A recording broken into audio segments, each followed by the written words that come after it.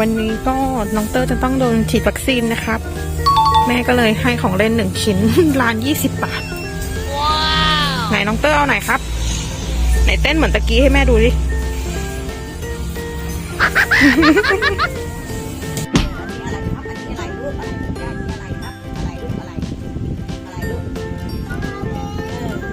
อันนี้อะไรลูกอันนี้อะไรปลาหมึกมีอันนี้อะไรลูกตัวอะไรลูกตัวอะไร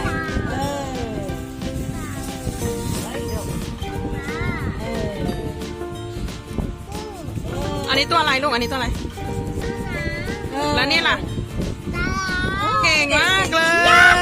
ยว้าวตอนนี้ก็แกะออกมาแล้วนะครับนี่เต็มเลยด้านหลังเราก็ไปใส่ทรายแล้วก็เราก็ไปทำแบบเป็นแม่พิมพ์ได้นะเนี่ยก็จะเอาพวกสัตว์น้ำเนี่ยลงไปในน้ำก่อนนะแล้วเราก็จะตกมันขึ้นมา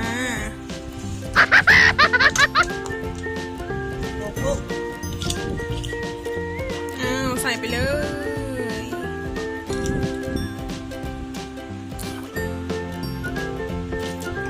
แล้วเราก็จะมาตกปลากันแล้วอันนี้ก็คือว่าให้อันเนี้ยลูกมันเข้าไปในรูนี่ไงนี่ไงเข้าไปในรูนี้ก็คือตกได้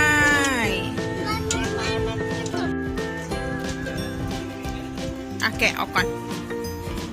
อ้าวน้องเตอร์ลองดูซิว่าน้องเตอร์จะตกได้ตัวอะไรนะอ้าวจับเอาเลยเหรอ เดี๋ยวคุณแม่จะตกให้ดูนะคุณแม่จะเอากุ้งดีกว่า ไหนแม่ขอกุ้งหน่อยปล่อยกุ้งมา1 ตัวลูก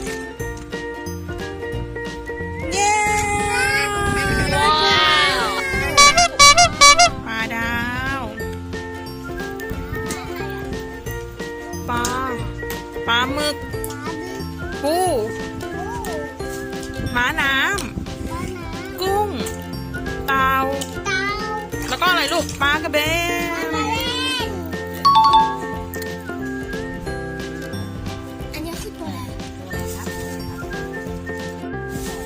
ไหนดูดิว่าน้องเตอร์จะตกได้ตัวอะไรนะ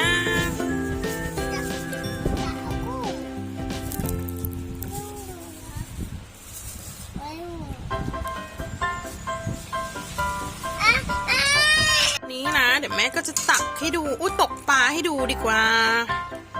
เย้ได้ปลาแล้วเอาม้าน้ำไหม